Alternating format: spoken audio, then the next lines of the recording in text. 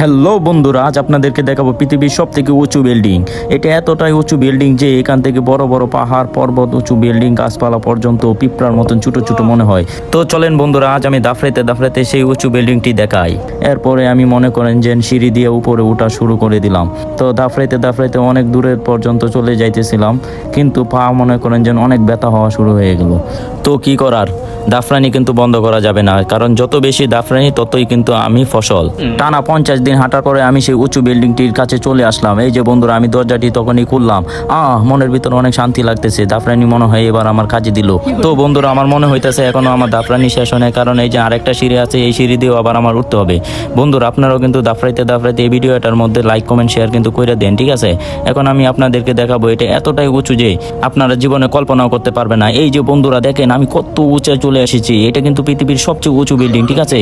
আর এরকম একটা উঁচু বিল্ডিং আমি খুব শীঘ্রই তৈরি করতে যাইতেছি, ঠিক আছে? আমি কিন্তু অলরেডি দাফরাইতে দাফরাইতে 5,000 টাকার মতন জমিয়ে ফেলেছি।